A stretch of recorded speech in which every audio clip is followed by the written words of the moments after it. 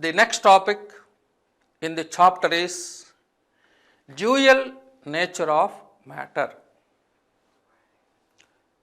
According to corpuscular theory of light, wave theory of light, light has double nature, both particle and wave nature. According to de Broglie, scientist name, according to de Broglie, like the light, the electron has dual nature. That means it has both particle and wave nature. But according to Bohr's theory, electron is one of the fundamental particle of an atom. That's why it revolves around the nucleus in stationary path. According to Bohr's theory is. But according to de Broglie, every material particle in motion is a wave. That means electron is also having some mass which is equal to 9.11 into 10 power minus 28 grams. It revolves around the nucleus with high speed.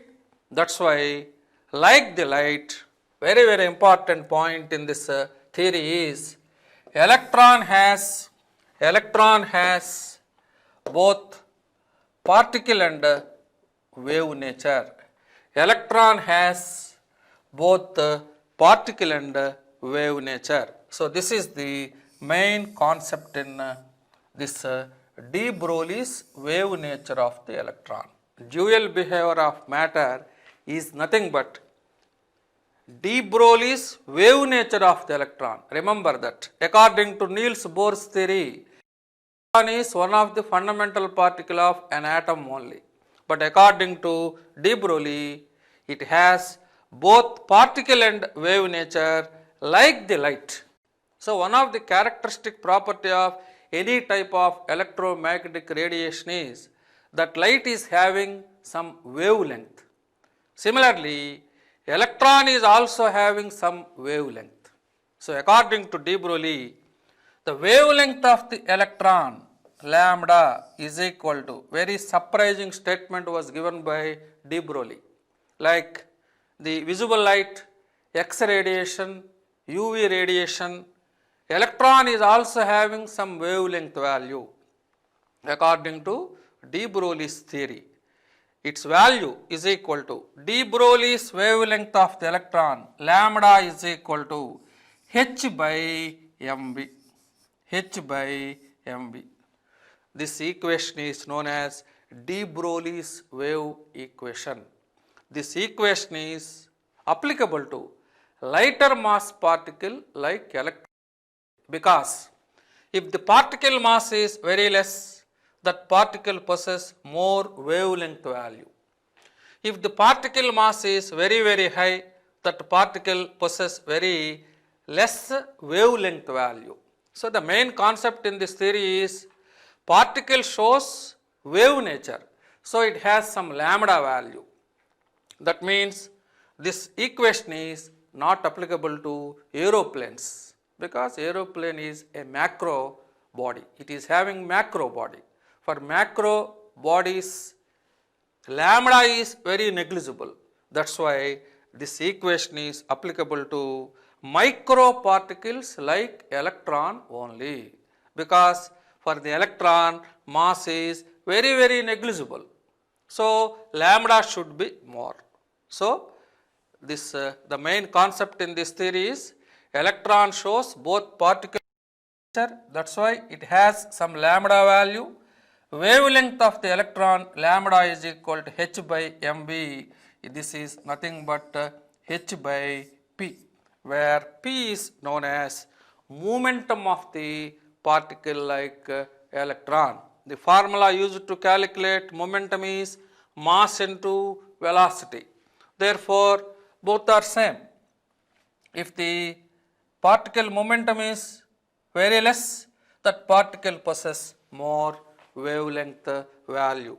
This is also equal to, another representation is h by square root of 2m into Ke.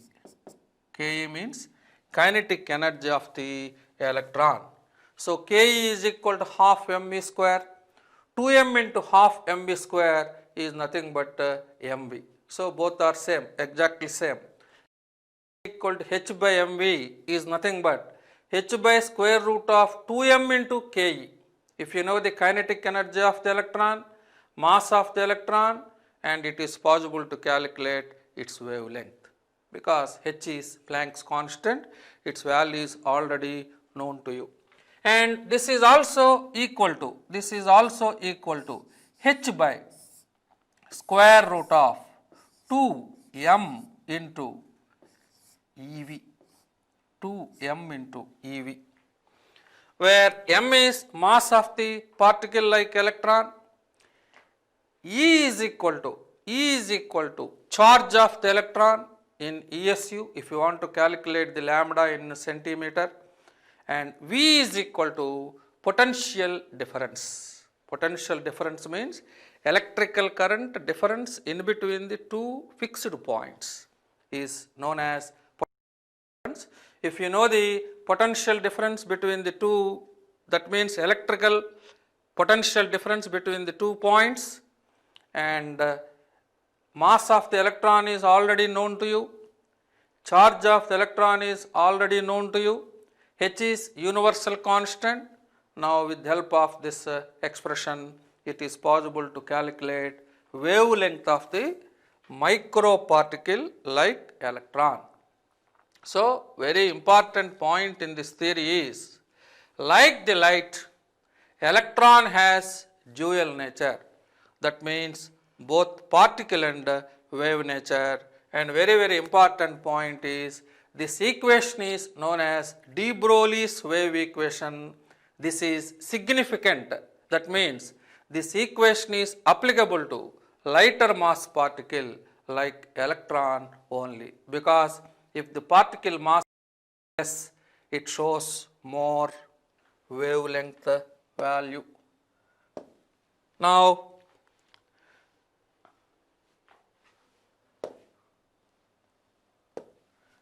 see this video.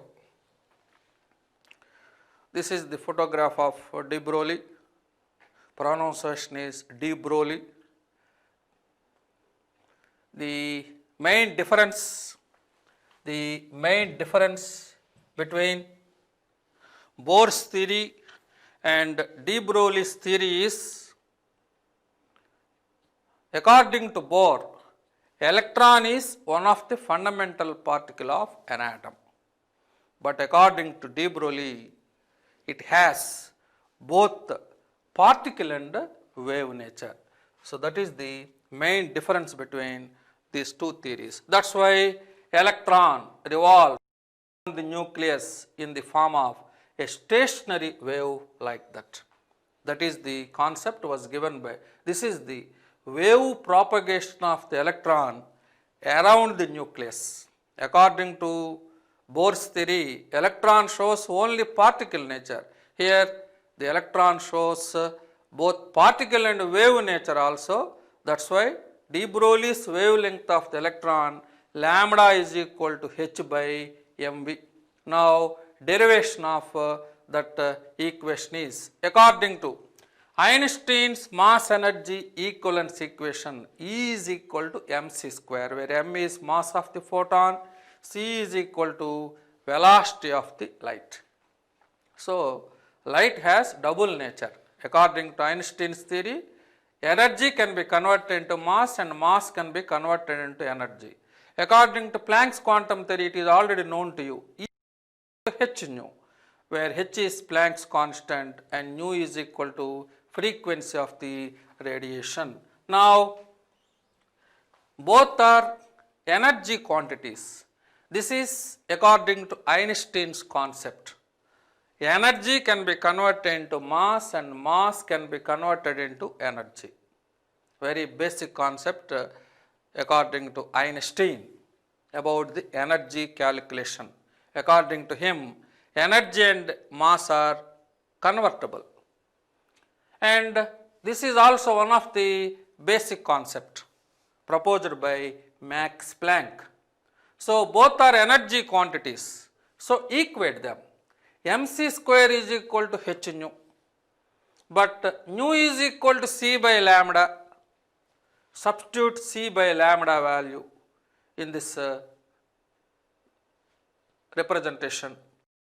Now mc square is equal to hc by lambda. C and C cancel together. C and C cancel together. This C and this C are cancelled together. Therefore, mc is equal to h by lambda. Therefore, lambda is equal to h by mc. This is the de Broglie's wave equation for the light. For any other particle like electron, that C becomes V. So lambda is equal to h by mc is nothing but lambda is equal to h by mv. Now according to de Broglie's theory, the momentum of the particle like electron is inversely proportional to its wavelength.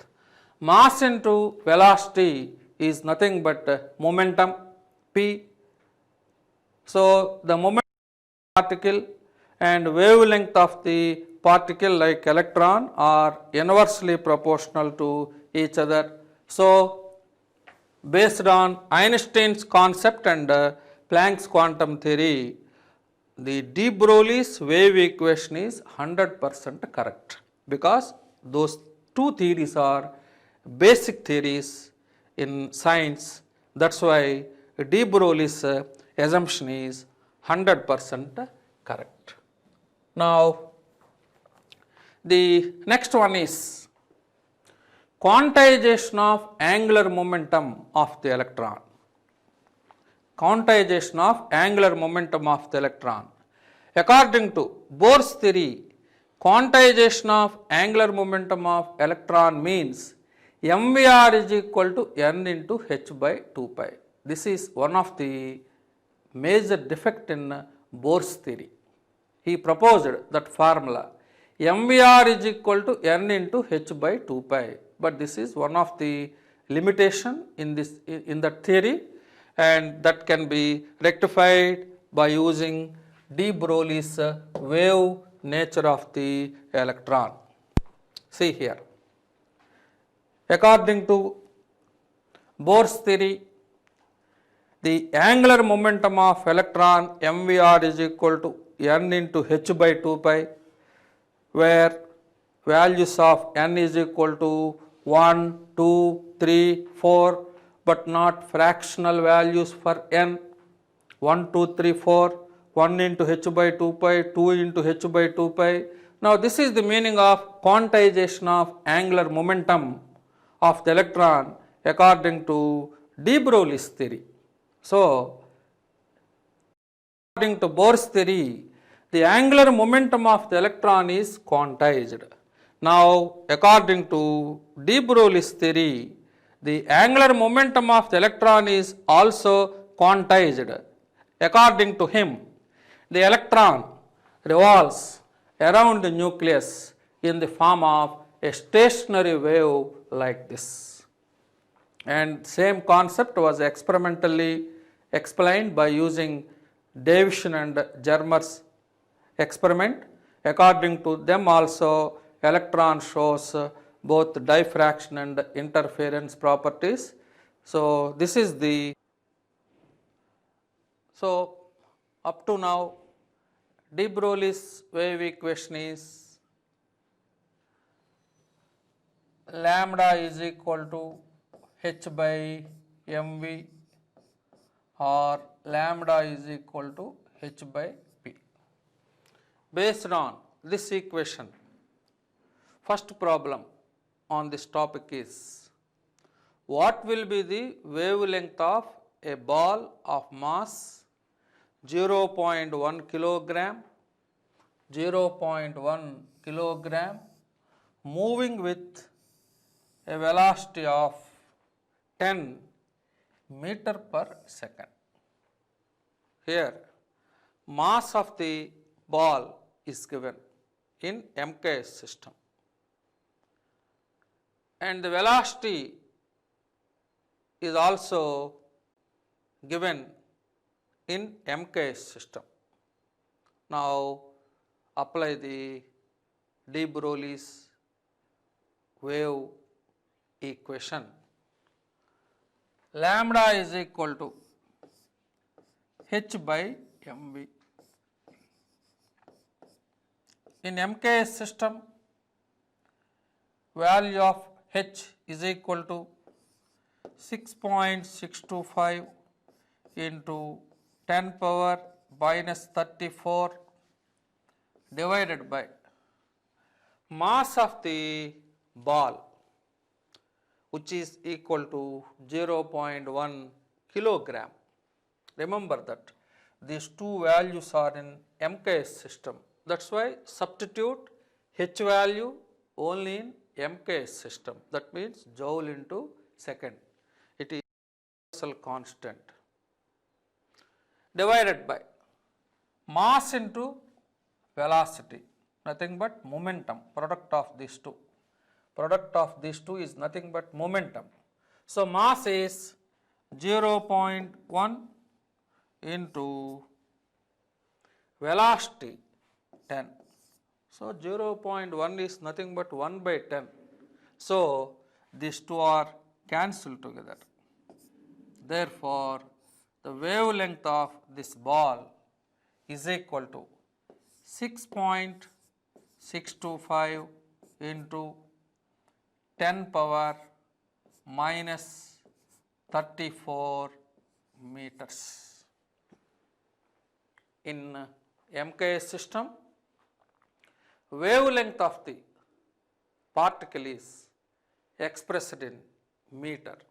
So very simple, just substitute the values of m and v in the expression and calculate the wavelength of the ball, which is equal to 6.625 into 10 power minus 34 meters. Suppose if you want to convert this meters into angstrom, yes, it is possible, because 1 angstrom is equal to 10 power minus 8 centimeters or 10 power minus 10 meters. So 10 power minus 10 meters is equal to 1 angstrom. Therefore 6.625 into 10 power 34 meters is equal to how many angstroms? By cross multiplication, lambda is equal to 6.625 into 10 power minus 34 divided by 10 power minus 10, because 10 power minus 10 meters is equal to 1 angstrom. So 6.625 into 10 power minus 34 meters is equal to 6.625 into 10 power minus 24 angstrom. 10 power minus 24. So if you want to convert the meter into angstrom, that value divided by 10 power minus 10 gives the wavelength of the ball in terms of angstrom unit. So this is very simple problem. Just substitute the values in the de Broglie's wave equation. Lambda is equal to h by mv. That is the mathematical equation according to de Broglie's wave nature of the electron. And second problem is, for an electron to have the same de Broglie wavelength as that of a deuteron. This is the representation of protium and this is the representation of, not this one, the representation of protium is 1H1, the representation of deuterium is like this. That means when compared with the protium mass, deuterium mass is 2 times more. So in this problem, for an electron to have the same de Broglie's wavelength as that of deuteron, its velocity should be how many times that of deuteron? Apply the formula. Lambda is equal to h by mv according to de Broglie's wave nature of the electron. Now, for the electron, lambda wavelength of the electron, lambda E is equal to h by universal constant, h is a constant value, by mass of the electron into velocity of the electron. This is equation number 1 for electron. Next particle is deuteron. First one is electron.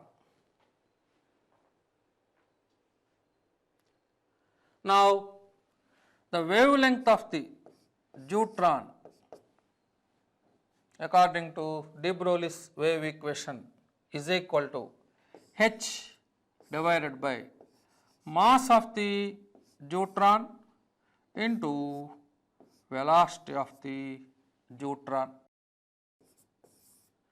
In this problem, these two lambda values are equal. So, equate these two equations. 1 is equal to 2. Here, for an electron, have the same de Broglie's wavelength as that of deuteron. That means these two if these two lambda values are equal, and find out the velocity of the electron divided by velocity of the deuteron. Now, if these two values are equal, the mass of the electron into velocity of the electron is equal to, h and h cancel together, is equal to mass of the deuteron into velocity of the deuteron. See here, if these two equations are equal, h and h cancel together. Now, mass of the electron into velocity of the electron is equal to mass of the deuteron into velocity of the deuteron. Now, the ratio between velocity of the electron and velocity of the deuteron is equal to mass of the deuteron divided by mass of the electron. See here, if these two values are equal, the ratio between velocity of the electron and deuteron is equal to mass of the deuteron divided by electron. So, this is equal to mass of the deuteron is this much. That much means 2 into when compared to protium mass, deuteron mass is double. So, mass of the deuteron is nothing but 2 into mass of the proton. Is it correct or not? When compared with protium mass, deuterium mass is 2 AMU, protium mass is 1 AMU.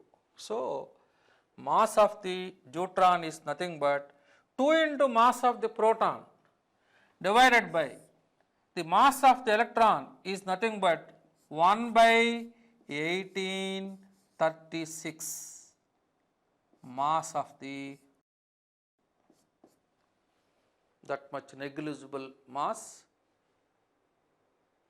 the electron is having, that much negligible mass. The mass of the electron is nothing but 1 by 1836th part of the mass of the proton. Now these two are cancelled together. Therefore, the velocity of the electron divided by velocity of the deuteron is equal to 2 into 1836. 2 into 1836, that is nothing but 3672. So, the velocity of the electron is equal to 3672 into velocity of the deuteron. That means when compared with the deuteron velocity, the velocity of the electron is more, 3672 times more. So this is about the second problem solution. So the velocity of the electron divided by velocity of the deuteron is equal to 3672. And the next problem is, if the radius of the first Bohr orbit is x, then what is the de Broglie's wavelength of the electron in third orbit? The radius of the first orbit of hydrogen, R1 of hydrogen is equal to some x value. And what about the de Broglie's wavelength of the electron in the third orbit? According to de Broglie's theory, the circumference of the circular orbit, it is already known to you. Circumference of the circular orbit is always an integral multiples of its wavelength, because electron revolves around the nucleus in the form of a stationary wave, that means in phase motion. Now calculate the wavelength of the electron in third orbit, that means lambda 3. This becomes R3. R1 is known to you. Now the radius of the third orbit for hydrogen is equal to x into 3 square, because radius of the orbit, nth orbit formula according to Bohr's theory is 0.529 n square angstrom. That means radius is directly proportional to principal quantum number square. Here the principal quantum number is 3. So 3 square, that means R3 is equal to 9x. So this is the original formula according to quantization of angular momentum. So according to de Broglie's theory, quantization of angular momentum means circumference of the circular orbit is always an integral multiples of its wavelength. So 2 pi into R3, that means 9 into x is equal to 9 into x is equal to n is equal to 3 into lambda 3. Therefore, wavelength of the electron in the third orbit is equal to 2 pi into 9x divided by 3. This is nothing but 6 pi x. So, de Broglie's theory is useful to calculate wavelength of the electron. If you know the mass and velocity, and de Broglie's theory is also useful to calculate de Broglie's wavelength of the electron in a particular orbit by using this quantization of angular momentum. So, according to de Broglie's theory, quantization of angular momentum is always an integral multiples of its wavelength.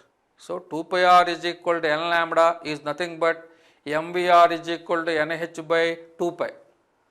So, Bohr's assumption is correct, but according to Bohr, the electron shows only particle nature. That is why it revolves around the nucleus in stationary path. That is not correct according to de Broglie's theory. Electron revolves around the nucleus in the form of a stationary wave or standing wave or in phase motion. In phase motion means the electron propagation is like this. This is the meaning of in phase motion. In phase motion, these two ends are connected. So, this is the meaning of in phase. In phase means circumference of the circular orbit is equal to n lambda. 2 pi r is equal to n lambda. Remember that. If 2 pi r is not equal to, for example, is not equal to n lambda, this is the motion of the electron. These two ends are disconnected like this. This is the meaning of discretive wave propagation. This is the meaning of constructive wave propagation. This is correct and this is not correct, because in this case the electron motion is in out phase. Out phase means 2 pi r is not equal to n lambda, that is why electron falls into the nucleus. That is the out phase motion. So, according to de Broglie's theory, circumference of the circular orbit is always an integral multiple of its wavelength. That is why it is possible to calculate the de Broglie's wavelength of the electron in third orbit using this expression. So, these are the problems based on de Broglie's wave nature of the electron.